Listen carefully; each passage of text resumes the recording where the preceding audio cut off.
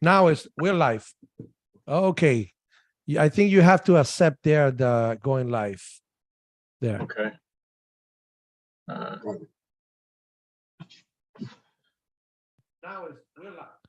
Okay. Okay. Well, good morning for you, George. And thank you for taking your time. I know you guys are busy there. And also Mike. Mike, what is your amateur call sign? Kilo November 4 Echo Echo India. Kilo November 4 Echo Echo India, and America 7 Juliet Victoria.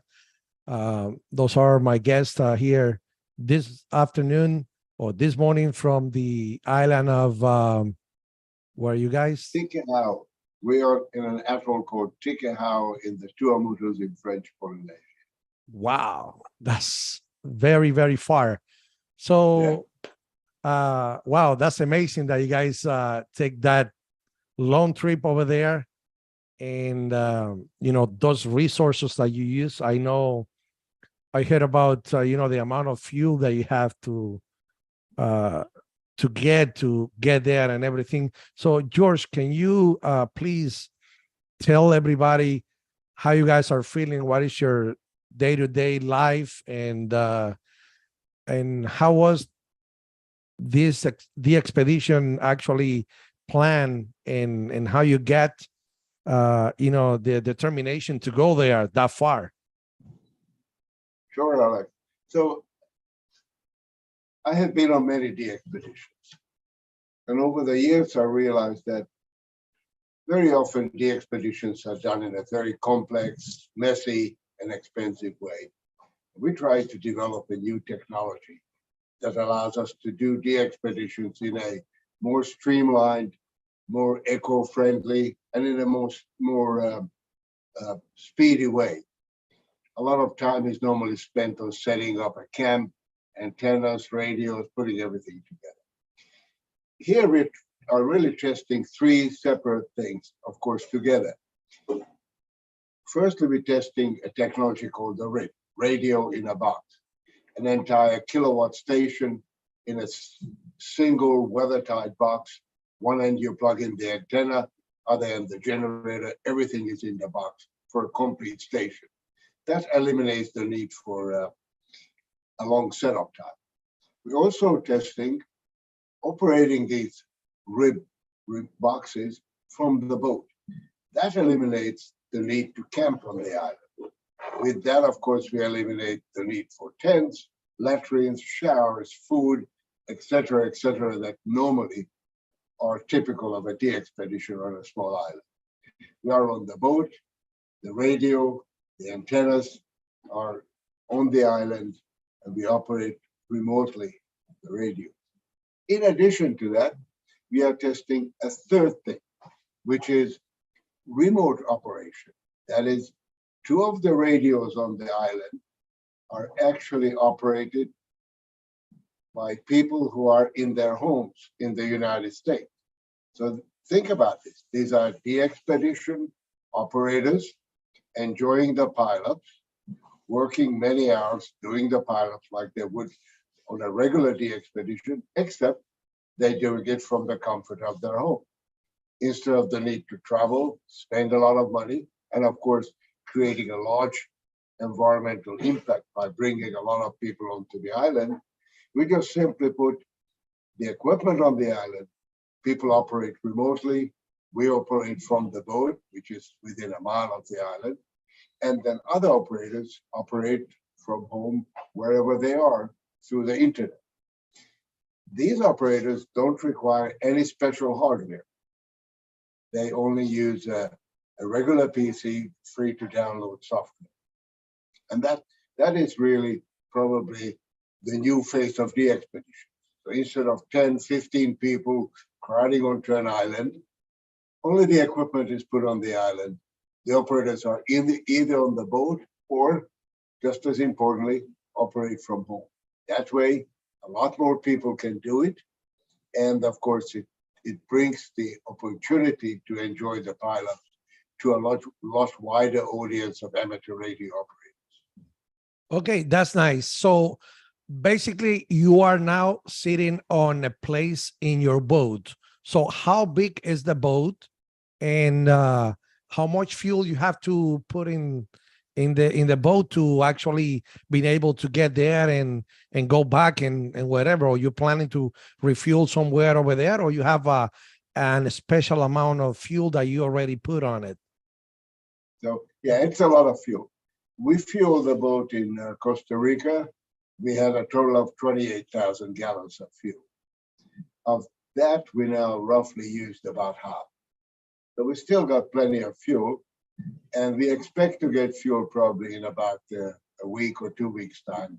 We are really pretty well set for fuel. But a regular DXpedition pays a lot of money, not only for fuel, but to charter a boat. This is a 158-foot catamaran that we built over the years, and it has the capacity to do these expeditions to the most remote places in the world.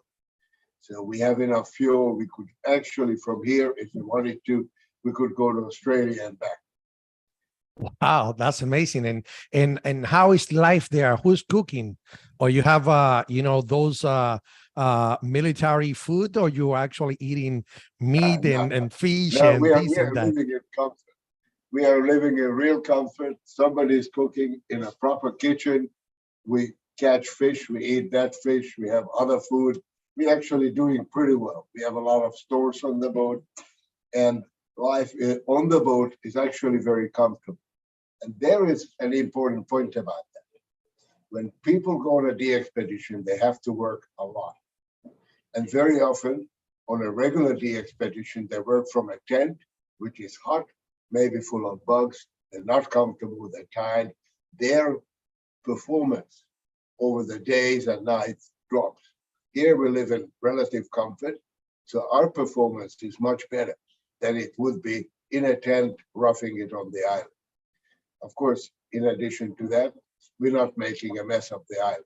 The island is Exactly. So you're environmentally, you're helping the environment by launching that pontoon boat on with wheels right on the coastline, right on the ground, and you deploy the antennas, and you have a small footprint on the island, which is great from the environment and for the the ecosystem. So you actually less invasive. Yeah, so the ribs are on a small pontoon boat, which is basically a landing craft, a six-wheel landing craft that we just push up onto the beach. The generators, the fuel, all the equipment is contained on the boat. We put nothing on the ground except the antennas and the cable. There's a very good picture of this setup on my QRZ.com page, AA7JV, QRZ.com. Yes, I see it in here, and it's amazing. I see those pictures that you have there, and wow, that's amazing. That's amazing. The picture. And what kind of generator or power generator do you have on the pontoon boat? We use two Honda, I believe they're 2200 UI, 220 volt generators. They're Australian made, and they produce better efficiencies for us to utilize. Wow. That. And you're running 1 kW steady on the So we have 3 stations running.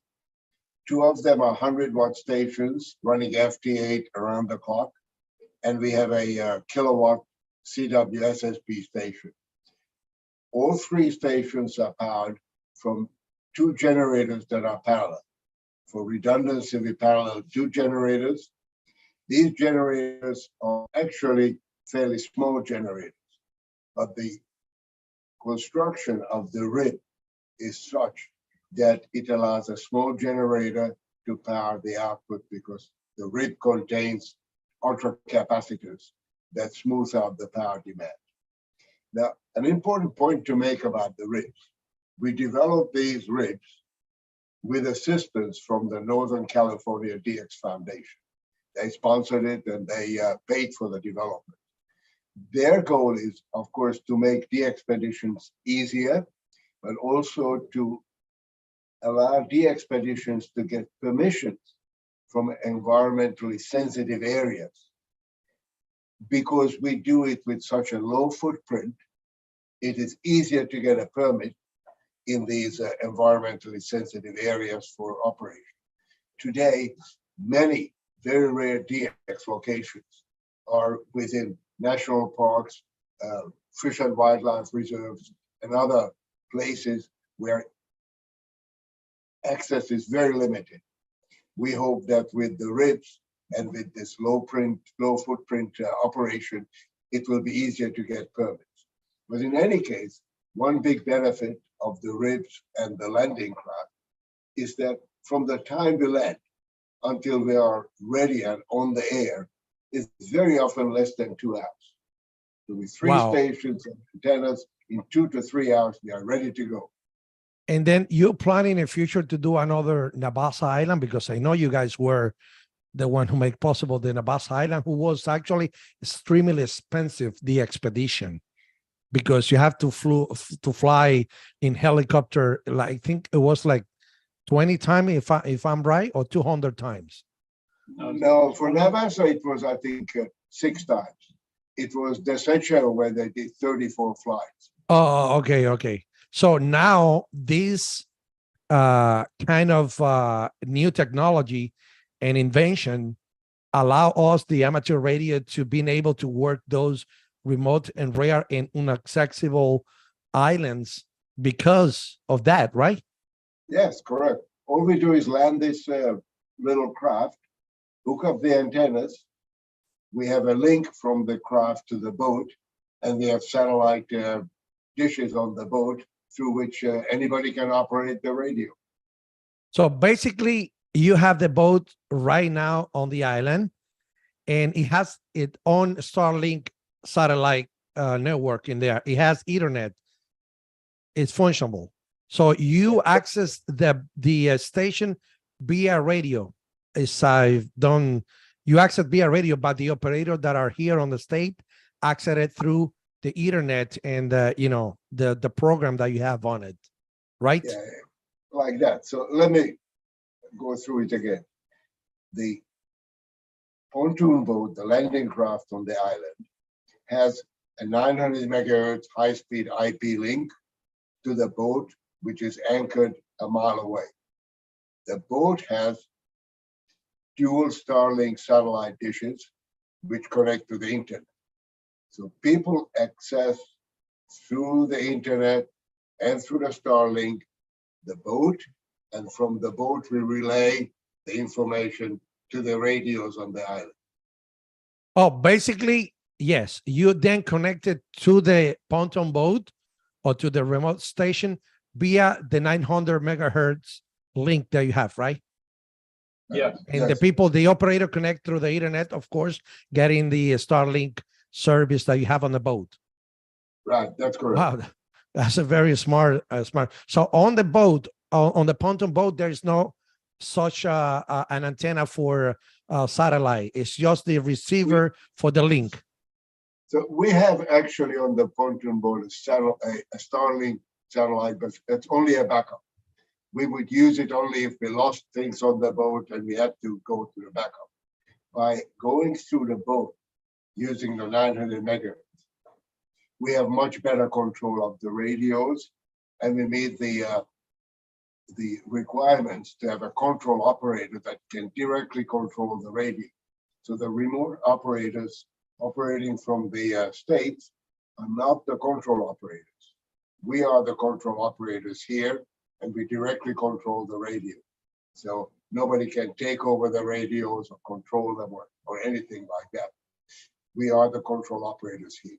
So you give the access to the operator as you plan, and you have a schedule. You say, well, this is your turn right now, because that way, if I wake up in the middle of the night and I want to operate it, I turn on and I try to get it, and somebody is using it. So you try to avoid those things by controlling the access point to the remote station, which is very good. And how much fuel daily you consume? An average, it doesn't have to be exact. So how many times you have to go with a dinghy into the island and refuel those generators? So we have to go once a day, and we consume precisely 5.5 gallons per day. 5.5. Wow, it's very energy efficiency, because 5 gallons for the whole day is not bad. It's not bad running 3 stations, including a kilowatt station. And they're running 24/7? More or less. I mean, not, you know, there's only 2 of us here. So we're running most of the time. The FT, the remote controlled radios, they run 24/7. The kilowatt station runs probably half the time. But those one are not using an amplifier. Those one are using just a battery, probably, right? You have like a Canadian inverter. Radio, the 100-watt radio. Yeah, but they're using a battery, right? The generators are running 24/7. Wow, 24/7. So those are good generators, because you'll be there for a couple days now, quite a few days, and Yeah. you have no problem so far. No, we have them paralleled, so then when a week's time passes, we shut one down, change the oil in it, and we have all these apparatuses to do that safely. Restart that one, then change the oil in the other one, and we do that once a week.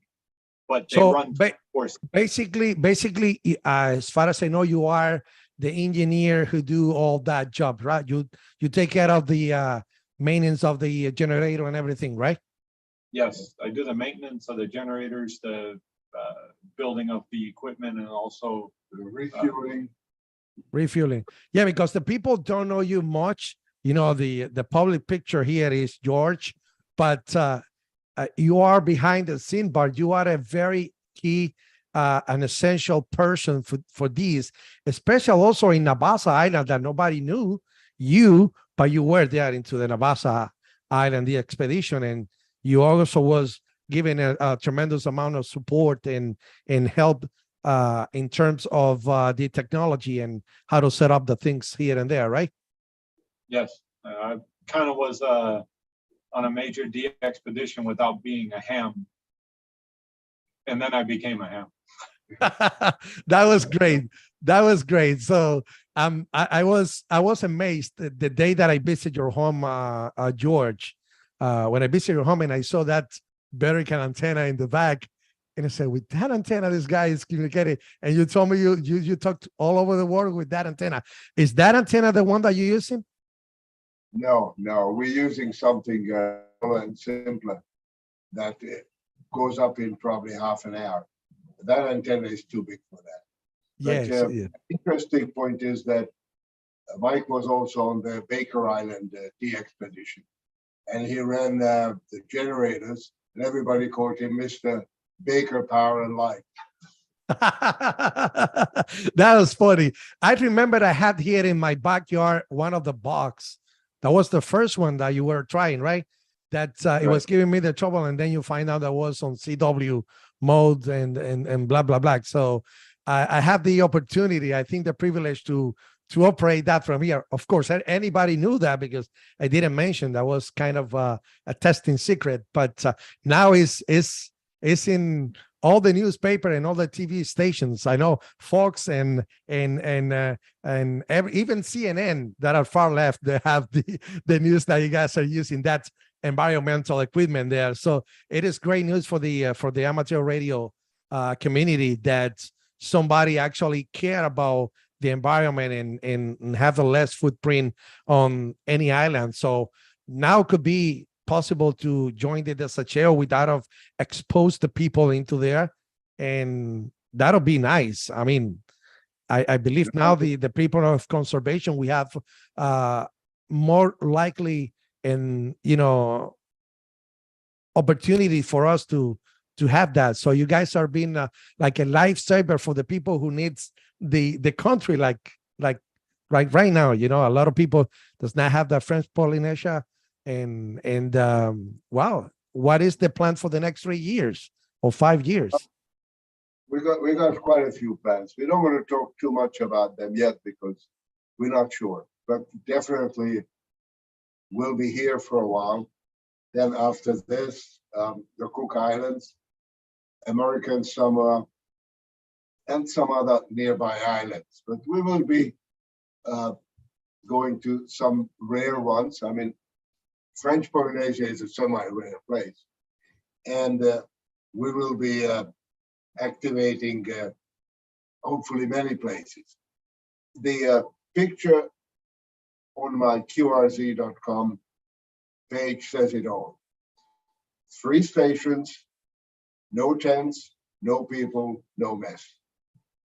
So, wow, that's amazing. That's amazing. Well, thank you so much, George, for your time. I know you guys are busy there, and you got to catch the fish for the day. So if not, you're not going to eat. So, Yeah.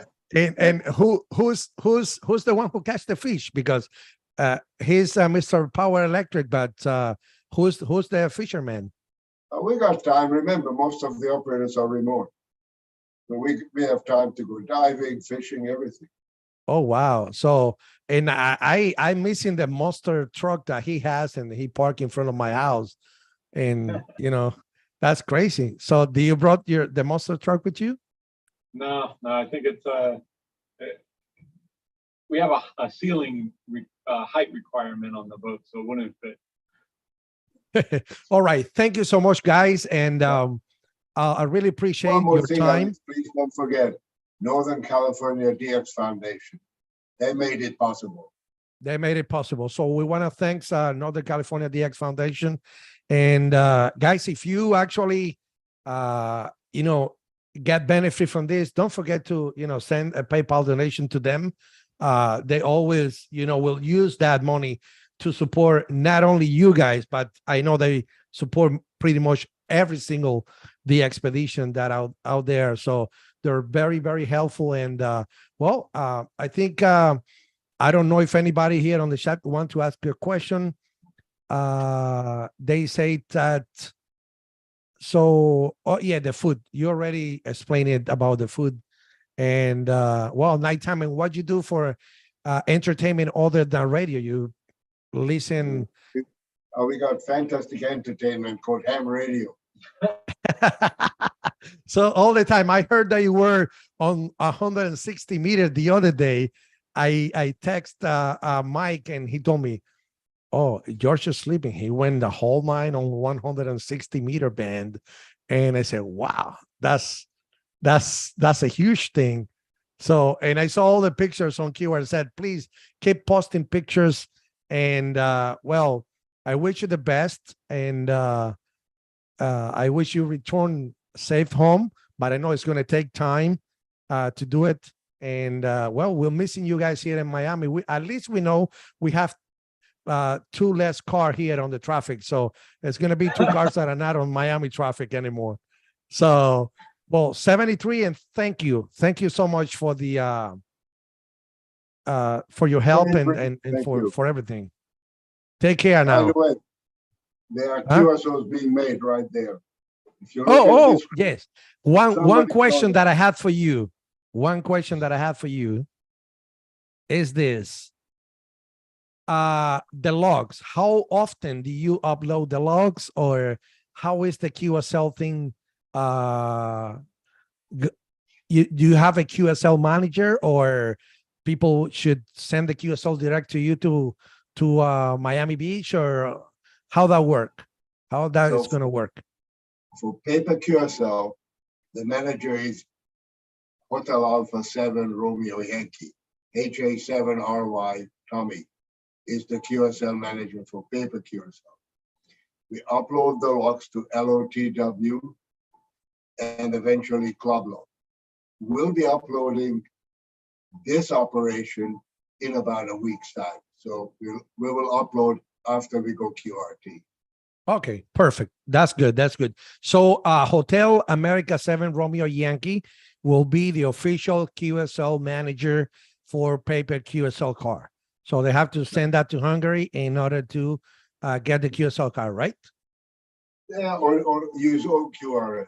Use OQRS. OQRS, yeah, OQRS is the way to go. I always claim that, you know, the QSL car with the OQRS. Okay, and if the people wants to make any donations to you guys, because however you put a lot of money from personal money and time and effort, and I know the boat is yours and whatever. So can people donate something to you to the cause In California DX Foundation. through California DX Foundation? Perfect. Exactly. That is the way. So I exhort the people to donate to California DX Foundation, and thank you so much. 73s and